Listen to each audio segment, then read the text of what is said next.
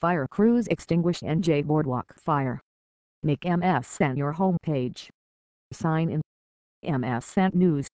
MSN News. Web. Images. Videos.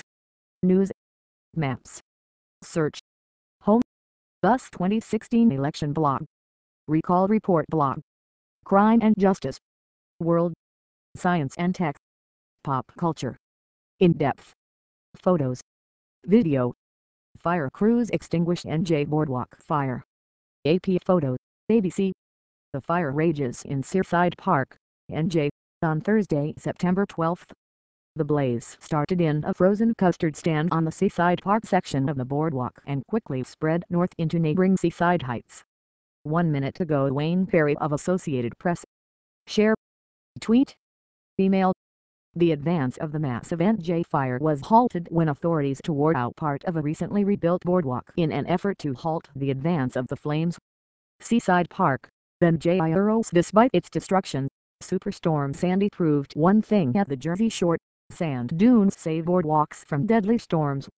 On Thursday, as fire erupted on a newly rebuilt boardwalk in two shore resort towns and raged for 8 hours, some makeshift sand dunes saved part of it arose from fire this time. Draw. Huge fire at NJ recycling plant.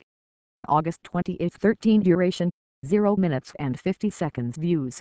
16K. The fire that broke out near a frozen custard stand in Seaside Park rapidly spread north into neighboring Seaside Heights, the former home of MTV's Jersey Shore reality show.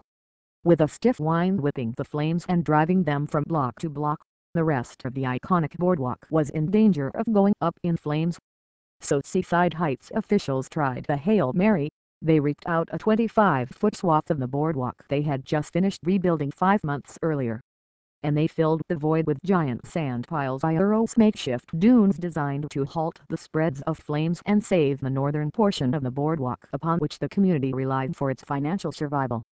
It worked. In much the same way as forest fire crews rip out vegetation to deprive an advancing fire of fuel, the boardwalk gambit succeeded in halting the fire's extension any farther into Seaside Heights. That appears to have done the trick, Seaside Park Mayor Robert Mathias said. Firefighters continued to pour water on the hot spots of the smoky, smoldering ruins early Friday. They were aided by final soaking of heavy rain as a storm moved off the coast. Seaside Park Fire Chief Brian Gabriel says that if the fire had not been stopped at Lincoln Avenue, there is no telling how much destruction the fire would have brought. He says embers sparked small fires at the Casino Pier amusement park that was damaged badly by Sandy last year. Al Delafave, a spokesman for the Ocean County Prosecutor's Office, said there was no immediate indication of whether the fire appeared to be suspicious or accidental. The first priority was putting it out and securing the scene, he said. A detailed investigation was due to get underway on Friday. The 6-alarm blaze, fanned by 15 to 20 mph winds from an approaching storm system, quickly spread north into Seaside Heights, where the October storm famously plunged a roller coaster into the ocean. The blaze destroyed all 32 businesses on the Seaside Park portion of the boardwalk, Borough Councilwoman Nancy Curry told the Associated Press. More than 20 other boardwalk businesses in Seaside Heights also were burned, according to Michael Lowndes, the town's director of community improvements. Firefighters finally got the fire under control around 10:30 p.m. Thursday. There was no word on any serious injuries. The livelihoods of the two popular Jersey Shore resort communities depend on summer tourism, and they had just spent millions of dollars rebuilding their boardwalks, arcade games, pizza stands and bar and grills to be ready for the summer season. Seaside Heights rushed to reconstruct its boardwalk in time for a May visit by Britain's Prince Harry, and finished with only hours to spare. "It's devastating. I've been crying all afternoon," said Shirley Cresswell, who has rented a summer home in Seaside Park for decades. "Haven't we been hit enough?